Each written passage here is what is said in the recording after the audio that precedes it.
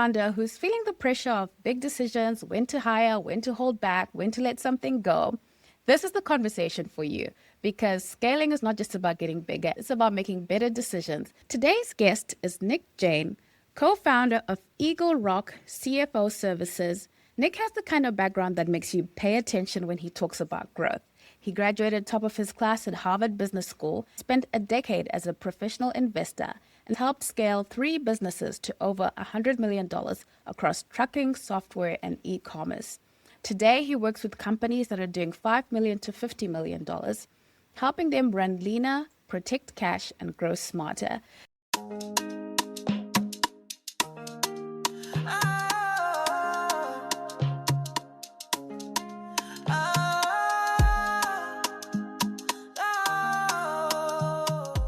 Nick, I'll just dive right in. When a founder says, I'm ready to scale, what's your first set of questions or guidance? Firstly, Priscilla, thanks for having me on the show. Jumping right into it, I think I'd ask 2 questions. Number 1, what are your unit economics? Basically, are you profitable on a unit basis? And secondly, if volume scaled to 5x tomorrow, can you actually handle it? And I think for a lot of organizations, number 1, they don't know what their unit economics are, which is terrifying because it is the very first question any venture capitalist or private equity firm will ask. And that's my background, by the way.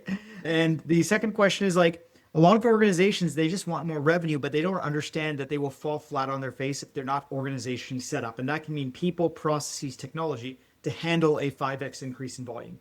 Everybody likes hypergrowth. Most organizations are not set up for hypergrowth. Everyone wants more money. They don't think about all the things that have to come with it for it to be sustainable. Now, Nick, you've been a turnaround CFO in different businesses. What is a turnaround CFO? And then how you think about turnaround? Sure. So a turnaround CEO, and I've been at both a turnaround CEO and a CFO, is when a company is broken for some reason. And companies break typically due to 3 reasons. Number 1 is they're poorly run. Number 2 is something bad just happened in the market, right? Something macroeconomic that is nobody's fault.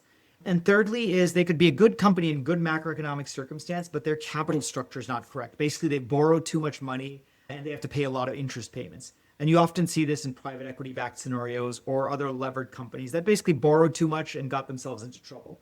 So a turnaround executive like me is hired when basically a company's in trouble, usually through one of those 3 methods. And our job is basically to do 3 things. Number 1, immediately stop the bleeding. When a company's distressed, customers start leaving because they don't want to do business with you knowing that you might not be around in business tomorrow. And so that's number 1, immediately stop the bleeding. Number 2, stabilize the company financially so that the company doesn't disappear or go into bankruptcy. And then number 3, grow the company once it is in a position of stability and strength. At what point are they calling you in? And when you're coming in, what are you looking at to know that this is not like a dead situation?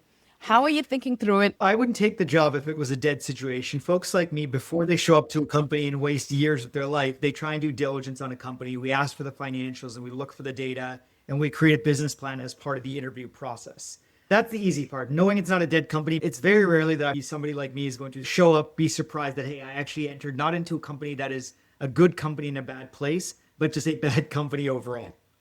So the thing that you do when you show up right away is look at where the company is inefficient, because almost all companies tend to have some level of inefficiency. When it's the good times, no one worries about being efficient. You know, if your name happens to be Facebook or Google, you could be spending billions of dollars on stupid things, and it's okay because you have tens of billions of dollars on other things. When you are a distressed company that is potentially weeks away from bankruptcy, the executives, unfortunately, have to make a lot of really tough decisions. And sometimes that can mean layoffs, but other times it just means we're going to force the company to run better. We're going to force customers to pay on time. Like, customers always like to pay late. And that's okay when you're doing well, when you have a lot of money in the bank account, but you can't wait that extra week or 2 weeks for customers to delay payments when you are on death's door. So that's the second thing. Look at all the places where the company can be more efficient and enforce that. And number 3 is you need to have a day-by-day plan. So unlike companies that are in hyper growth mode where you could have a 1-year, 3-year, 5-year vision, for a distressed or turnaround company, you're really playing day by day for the first several months. You are literally making sure the tactical things get done every single day. And that's really important because, again, when you're 3 weeks away from bankruptcy, potentially, you have to worry about every single day, every single hour. You don't have the luxury of time. I'm thinking of people who are buying businesses of people who are retiring. There's a lot of that kind of talk in the entrepreneurial space. And to the person who doesn't have a mathematical background and experience coming from venture capital, the people who are thinking about, okay, there's a mom and dad shop down the street, they're selling, they look like they've been doing well. What am I going to come in there and do? And how can I spot those efficiencies? If you can talk to that person, Nick. Sure. So what you're defining is called the kind of search fund model or a small business acquisition model, or what's called the golden tsunami, at least in the United States. A golden tsunami, something like that, of all these people who own small businesses that are about to retire. So you're absolutely right. This is a hot topic of discussion. I think there's three big things that when you're buying one of these ultra small businesses, like the local hardware shop or the local flower shop or a small construction business, there's three things you have to really worry about. Number one is, how important is the owner, the person who founded the business, the person who's retiring? How important are they to the business? Because in a lot of businesses, the business is just the owner or the founder. And if they go away, the business goes to zero almost overnight because all the customers are their friends, their relationships, people they've built up over decades. You want to avoid businesses like that. Secondly, is the good news is a lot of these businesses, they are still running the way that they would have in the 1970s or 80s. I have friends that have bought businesses that they didn't have to be rocket scientists to make better, but they just implemented technology. I have a small rental property business, and my construction contractor, he and his wife still do their accounting on paper. Literal paper, not Excel, not QuickBooks, not your favorite accounting system, on literal paper. And I tried to explain to him, like, man, why don't you pay $50 a year and get a real accounting system? $50 a year for a business that's making $1 million of revenue. He's like, we're old, we don't want to deal with this. And that's his actual words in a textbook. We're old, we don't want to deal with this. But that could save so much time that he and his wife spend on accounting right now. And I think that's the second thing. Look for technological opportunities. The third is look to make sure the business has a reason to exist. There's a lot of these small businesses that candidly just exist because they were at the right place at the right time, but they're not real businesses and they don't have reasons to be there. There's a neighborhood flower shop that exists, right? It loses money every year. I know the owner reasonably well. And I asked her why she does this. She just likes flowers. She's retired. She made her money doing something else. That's not a good business for somebody to buy. So to make sure the business has a reason to exist, it's not just a hobby for someone who's in post-retirement enjoying selling flowers or donuts or baking or whatever it is that their passion is. There are times when people do buy these businesses, and of course, it doesn't work out. Maybe you can speak to the common reasons why you think the business is viable. You think if you buy it, you could make it work. What are the common traps? I think three things. Firstly, is there's something called seller's discretionary earnings. Usually for businesses, we talk about EBITDA, but when you're a founder-owned small business, you don't really have EBITDA. You have a bunch of money left over at the end of the year, and the founder or owner pays himself or herself whatever they want. So there's a term called seller's discretionary earnings, which is basically like EBITDA before the founder pays himself or herself in these small businesses. And I'm not talking like high growth tech venture backed business. I'm talking your typical mom and pop construction business, the local stores, the restaurants, things like that. The first problem that a lot of buyers of these businesses make or mistake is they are not considering how much what the SDE, seller's discretionary earnings, really is. Because the founder may be paying for their own company car, they may have a lot of hidden expenses in the company that they're paying themselves, not illegally, but secretly, that are not on the accounting books. And that's something you screw up when you don't realize those are real costs of the business that aren't accounted for, that you now have to pay because you are a new person coming in and running the business. The second is, look, a lot of buyers of these businesses are folks like me coming from finance or professional services backgrounds where we've accumulated a bit of wealth. There's a big difference between running a professional services white collar business where you are a digital worker and a real business that sells real physical products. My first real job, I'd spent my entire career in Wall Street, and then I worked at a trucking company with warehouses and forklifts and hundreds of thousands and thousands of physical pallets of stuff weighing thousands of tons. That's a very different world because like you may have an idea for how to make the business better, but then you have to move 3,000 pallets from one side of the warehouse to the other. It doesn't happen magically like an Excel spreadsheet where you move stuff from one tab to another. That's, I think, the final thing that a lot of folks miss out on, that the real world is a lot harder than a digital world.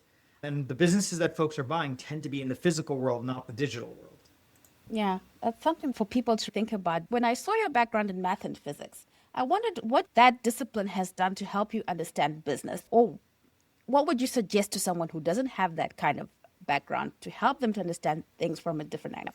Yeah, so math is very much near and dear to my heart. That's what I study. That's what I'm passionate about. That is how I approach the entire business world.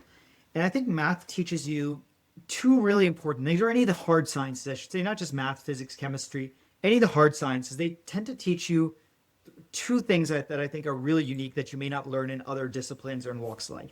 Number one, they tell you that there's three types of answers. There's right answers, there's wrong answers, and there's unknowable answers. There's actually certain things you can prove in math that you would never actually know the answer to, which is very funny, right? So you learn that there are right answers, wrong answers, and there are unknowable answers. Secondly, you start to think in terms of probabilities. Whenever you make a business decision, it may be the greatest business decision in the world, but it's only ever 90% right because you're not accounting for the fact that there may be a war in a foreign country. That's never built into anybody's Excel model. So you start to think in terms of probabilities. And what that means is you can start to think in terms of experiments. In traditional business logic, like what I learned in business school, you build a great business strategy and you hope it's going to work, right? However, in science, you learn to take a lot of small experiments because you don't know which one will work, but you only need one of them to go right. So those are the two approaches that kind of stuck with me for my training. And the way I apply them in the business world is, number one, when somebody, my colleagues, bosses, employees say, I think this is right, I say, show me proof.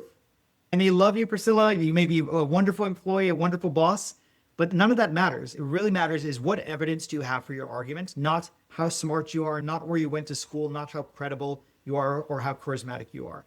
And the second thing is when running a company, we make sure at all the companies I've run, not to take big giant bets, but to take a lot of small ones, figure out which ones work, and then rapidly scale those up.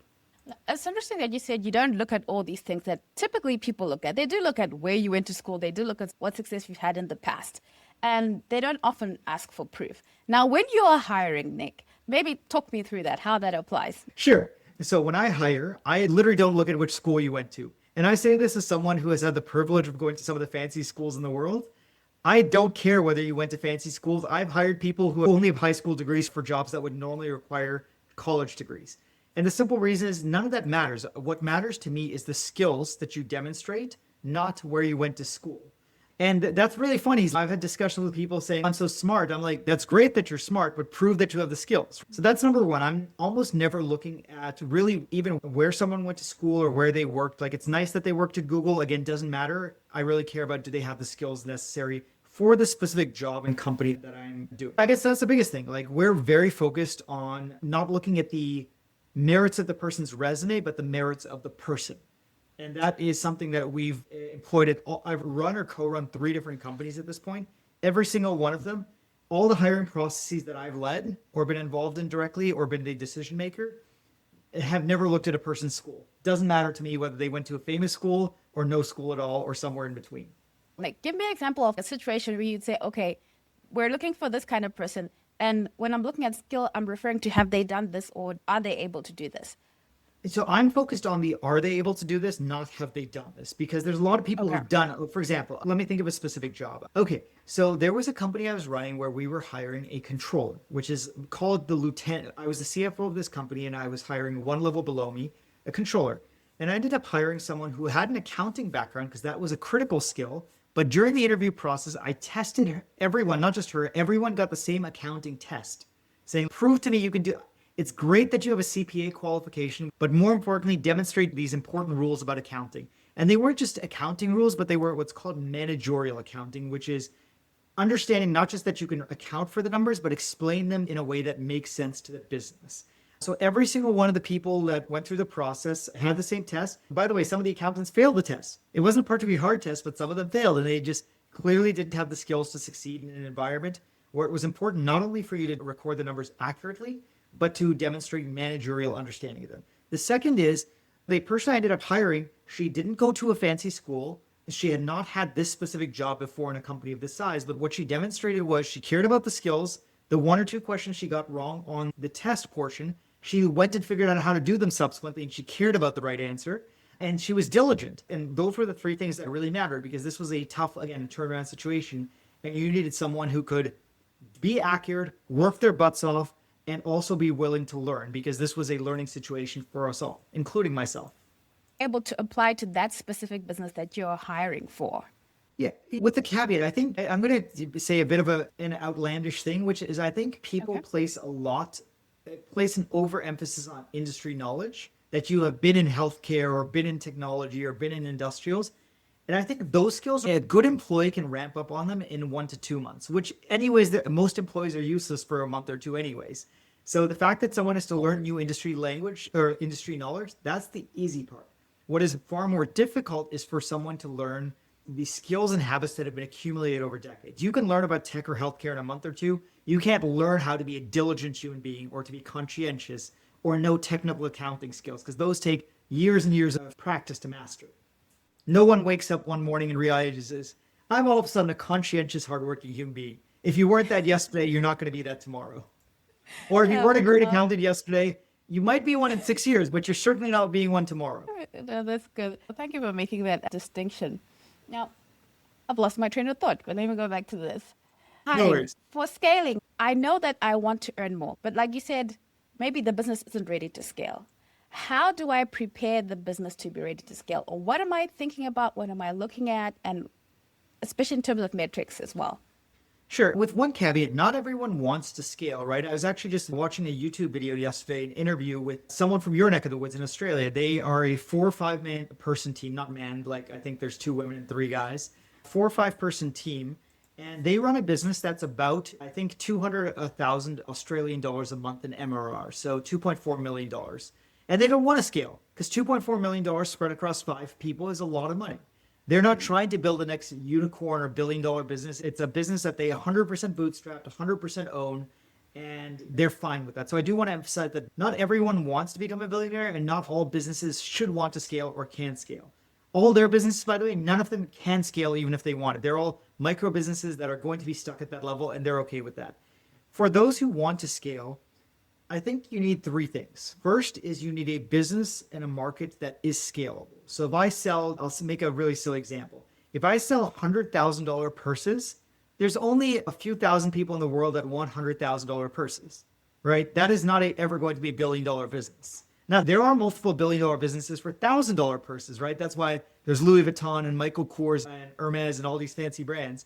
But there's very few brands that sell $100,000 purses, and none of them are billion-dollar companies. So you need to have a market that is big enough to accommodate a scalable business, whether that be the billion-dollar scale or the $10 million scale. The second thing is you need to have the systems set up that will allow you to scale, which is you need, if you have 20% more customers tomorrow, can you onboard them? Can you serve them at a high quality without breaking your business, without stretching it? And number 3, you need a repeatable process. And this is something I think a lot of businesses don't do well, is they can accommodate more business or revenues by throwing more people or technology at it, but that's not necessarily a repeatable process. Good businesses are basically like machines. You throw stuff in one end, it comes out the other, nothing changes at all. You just run the machine faster. Most people do think, okay, if we're going to produce more, let's get 5 more people, or let's get 10 more people. You mentioned the term micro business. What are you referring to? How do I know I have a micro business? Because you said a micro business, that's not going to scale anyway. Sure. So 2 quick things. So firstly, it's okay to throw people at the problem, but you have to, the people, and I'll be very clinical about this. Your business is scalable if the people you're throwing at the problem are cogs. They're not special people, but they are just people who have a very specific job that is very well defined. And they're not creators, they're doers. Okay, they are middle management or individual contributors that you just throw at a problem. A silly example is that there's certain coding problems that don't require, in the pre-AI era, that don't require genius coders. They just require more coders writing more lines of code. So it is okay to throw people at a problem as long as that is the unit of consumption of the business model. So for example, if you run a consulting business, the way you scale the consulting business is you throw people at the problem. You just throw smart people at the problem and you add more customers. Same with most professional services businesses. On the micro business, look, ask yourself honestly, like how many people are out there that would buy this product? So if your name happens to be McDonald's and you're selling burgers, turns out there's around 2 or 3 billion people on the planet who want to buy burgers, right? Lots of people want to buy burgers. If you are selling $100,000 purses, intuitions can say, first of all, not that many people can afford $100,000 purses, but even those who can, most of them don't want a $100,000 purse. They have better things to do with their money or time. So I think that's the way you figure out most easy if you're a micro business. And by the way, micro businesses are okay. There's a lot of people who own what's micro businesses or lifestyle business that make 50, 100, several $100,000 a year, and they're okay with that. But if the market size is not there, your business is inherently going to be a micro business. It's interesting that you talked about consulting. You had a consulting background at some point.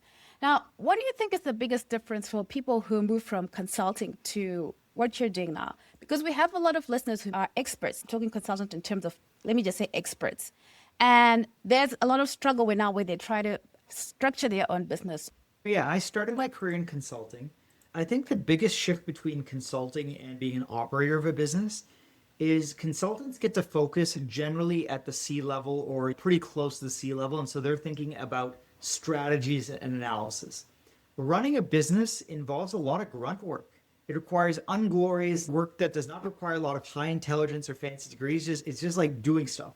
And I think a lot of people who are working in fancy, high-end, white-collar jobs struggle with the fact that when they move to operations or running inside a real company, a lot of the work is really boring and unglorious and no one gives you credit for it and it doesn't make you feel good about yourself because you don't feel smart that you came up with a brilliant insight. When you're dealing with cleaning up accounting data at 10 p.m. at night or walking the warehouse at 1 in the morning just for safety checks, none of those are glorious things, but they're absolutely critical to making sure a business runs. And I think that's that transition from thinking in high level strategy to doing the unsexy work of running a business is a challenge for a lot of people because it's incredibly boring all the time unless you really love it. I happen to love walking around warehouses in the middle of the night. Maybe not the middle of the night, but like I do it because it's fun. Go learn about a warehouse. You know, that's a good distinction. I think those who are listening who fall into that expert category, I think they'll identify with what you're saying. Interested to know your experience. You said the first time you were with a trucking company, and I'm wondering that turnaround experience, maybe you can speak to the insights, because I'm thinking of a person who maybe is trying to turn around their own company or trying to think through what potentially, if I was trying to turn around this situation, what would I do? Sure. Yeah, my career very quickly started as a consultant, then spent a bunch of time in private equity, and then after that have become an operator of real companies. So look, I won't get too specific because it's a company owned by somebody else and it's my former employer. Okay. But I'll say this. It goes back to what I said a few minutes ago, which is in a turnaround situation, you really have to focus on understanding, is this a business that is fixable in the first place, right? If your business model is going to be broken because of some macroeconomic factor that you don't have control over. So let's use a very practical real-time example. Oil, I think, spiked to more than $120 a barrel because of the wars that are happening in the Middle East. If your business relies on oil prices being cheap and oil is expensive due to a war, you have a bad business. You can't fix that necessarily, and you should actually just think about selling or winding down your business. Or alternatively, there's businesses that like sell something that is no longer needed. A classic example is paper, right? Society has been consuming less and less paper as we've moved more and more digital over the last 2 or 3 decades. So being in a paper business may not be the best place in the world. And you've seen that a lot with paper mills shutting down across at least the United States. So think about if your business is fixable. If it's fixable in ways that are under your control and not driven by external factors over which you have no control, then it falls down to tactically do what you can immediately in days and hours to make that business lean, mean, and efficient. So you have to cut costs. You have to make processes efficient. You have to make sure customers pay you on time. Number 2, go talk to your lenders. If you have lenders or capital providers, lenders, equity holders, tell them where you are right now. Say, look, we're working our best to turn this around, but we do need time. Say that now rather than when you are 1 day away from running into bankruptcy. And number 3, be willing to work your butt off. Like turnarounds are really difficult situations. They require a lot of effort from the key decision makers who need to be on more or less 24/7 for months. That's a very important distinction. But is it external? Is it the macroeconomics, or is it something within your business? Because I think sometimes being the person who has started the business, separating yourself and making that decision to say, like you said, if it's external, maybe letting it go is something that is quite difficult. Yeah, humans are attached. We make relationships and connections. It's like the old joke about a toxic relationship when you're a teenager. The joke is, and I've thankfully never been in one, but like the joke is, not the joke, I shouldn't say this because it's a little insensitive, but it's a bit of not a meme, common occurrence that people get into toxic relationships and then you just ask them, why didn't you just break up? Because it's really hard to break up. And that's no different than with a business than with a human being. People end up being with toxic employers, toxic boyfriends, toxic girlfriends, or just businesses that are parasitic. It's great if you own a business, but that business can really be a parasite on your life. Very true. Tell me how you can spot that there's growth potential in your business and how to look at that in terms of is this premature scaling or is this just right for scaling? And if you can give me the exact numbers, like what metric am I looking at? Sure. So the two metrics that you need to care about are unit economics. By the way, these are both classic things that any venture capitalist will look at. So I'm not giving genius advice here. It's something that kind of any investor would know. The one most important metric, which has two different names, either unit economics or LTV to CAC ratio, which is your lifetime value divided by your customer acquisition cost. So how much money are you going to make from a customer in profit over the next 5 or 10 years versus how much do you pay in marketing and sales effort to get that customer today? And good companies tend to have an LTV to CAC ratio of above 3. So that means they think that for every $1 that they spend on sales and marketing, they think they're going to win a customer who's worth $3 in profit to them. Businesses below that typically don't actually get any venture capital. That doesn't make them bad businesses, but they at least are hard to fund with venture capital. And business above that tend to be really good business that can scale really quickly. Because again, if you think about it, you're putting in $1 of sales and marketing and you get $3 of profit out. That's a good business to be in. So that's the way you decide if your business hits that measure. You should do everything possible to scale as quickly as possible, whether that be bootstrapping or with external capital such as VC. We just touched upon it a little bit, but it's a bit of an unpopular topic. You mentioned a little bit about when it's time to walk away. You talked about external factors that are outside of your control. When do you think, as a founder, persistence is the way, or persistence and that tension between sunken cost and identity? Look, what I'm about to say is hard. Too many of us commingle our identity with our employment, whether that be a job, whether that be the company you own. Work is very important to many people around the world. It's a core part of who they are.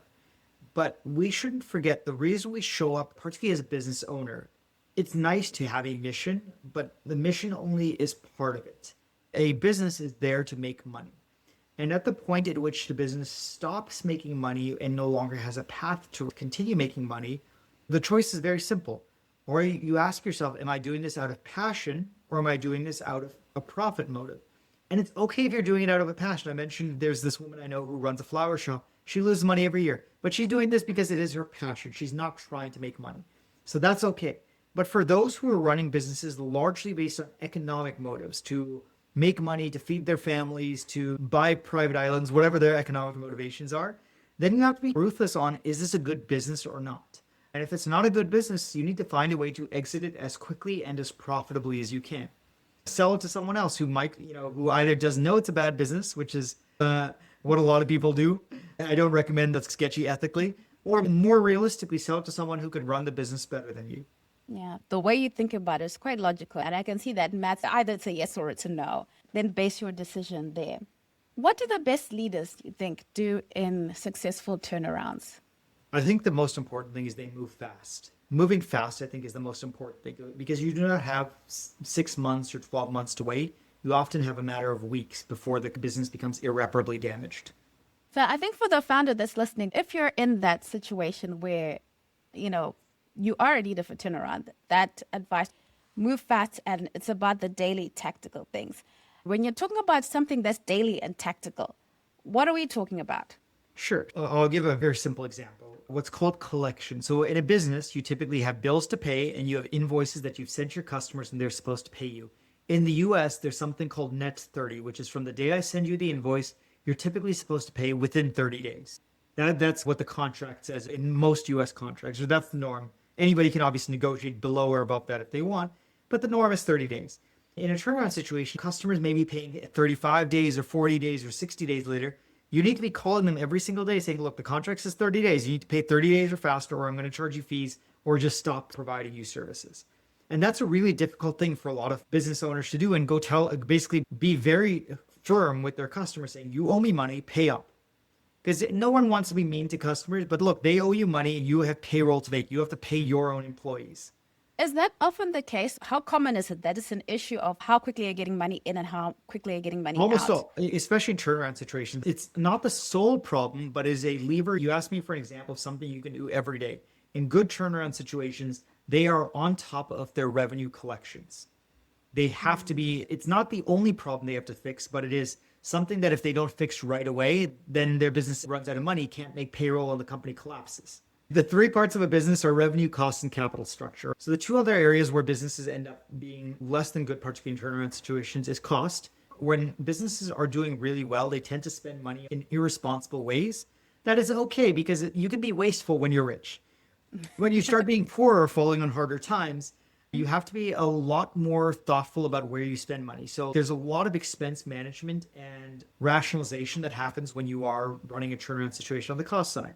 And then the third piece is capital structure. There's lots of businesses that have great revenues, they're good at costs, and yet they just screwed up their capital structure. They borrowed too much money and interest rates went up, or they borrowed too much money and the macroeconomic climate changed, or they financed their business improperly. Those are three problems that you will always see. Either the business is in a situation where its revenues are going down, or its costs have exploded upwards, or it's just got a bad capital structure that needs to be fixed. At least in the US, for the third solution, it's actually reasonably easily fixable, which is called Chapter 11. So the US has a set of laws that for good businesses that just have bad capital structures, you can go through a Chapter 11 bankruptcy and restructure your capital structure without affecting the real business itself.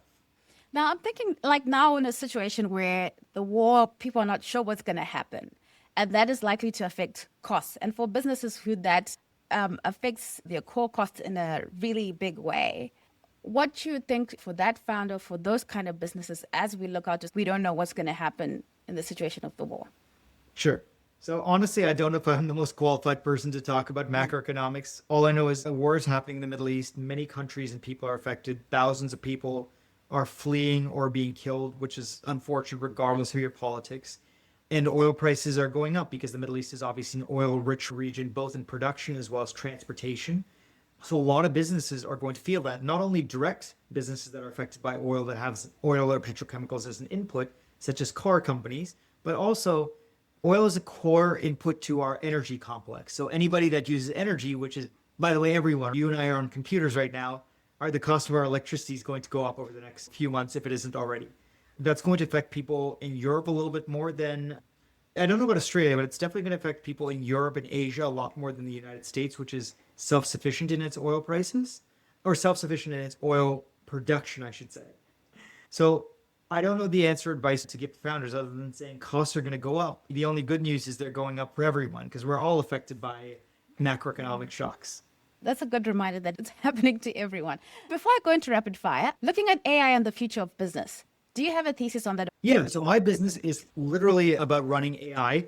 So I think AI is going to do two things that people are underestimating. The first is that it is going to replace a lot of white collar workers much more quickly than people anticipate. AI is incredibly smart, it's incredibly fast, it's incredibly cheap. There's going to be a lot of automation of white collar jobs, including extremely prestigious jobs.